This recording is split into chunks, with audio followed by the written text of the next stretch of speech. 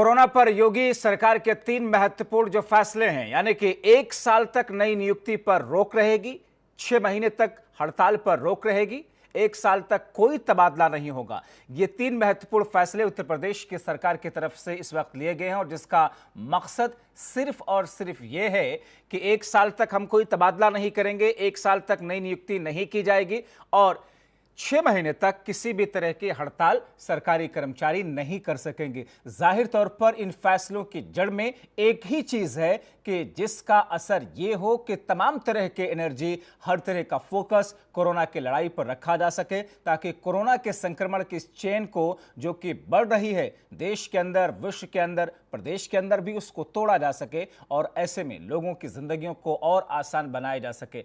जाहिर तौर पर ये 3 ऐसे बड़े फैसले हैं जो मुख्यमंत्री योगी आदित्यनाथ ने लिए हैं, जिससे यह साफ जाहिर होता है कि कोरोना को लेकर के सरकार की संजीदगी के साथ में न सिर्फ आगे बढ़ रही है, बल्कि उसके वो बेहतर नतीजे जिसकी उम्मीद सरकार कर रही है, उसको धरातल पर लाने के प्रयास भी तेजी से चल रहे हैं।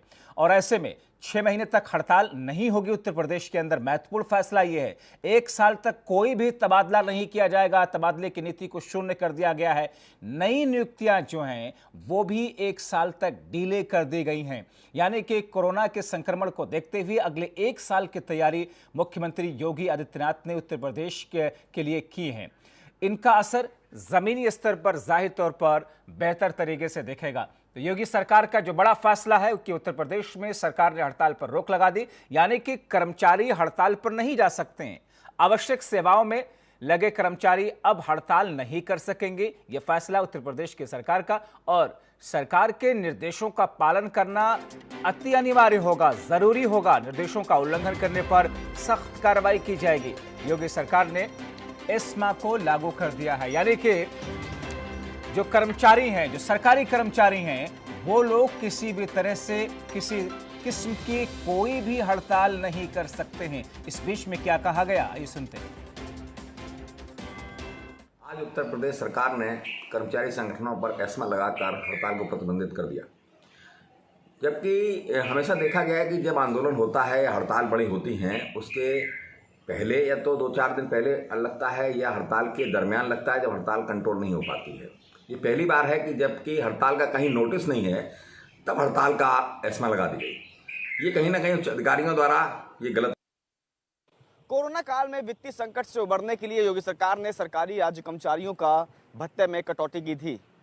करीब 8 तरह के भत्तों में कटौती की गई थी, जिसके बाद राज्य सरकारी कर्मचारियों में काफ़ी रोष था और 27 मई को आंदोलन की धमकी भी दी थी, जिसके बाद योगी सरकार ने अब एस्मा लगा दिया है, यानी कि 6 महीने तक कोई भी किसी भी प्रकार का आंदोलन या धरना प्रदर्शन नहीं कर सकेगा, क्योंकि योगी सरकार की मंशा है कि वो पहले से ही कोरोना से लड़ रही है और वो किसी और चुनौती के लिए फिलहाल तैयार नहीं हैं।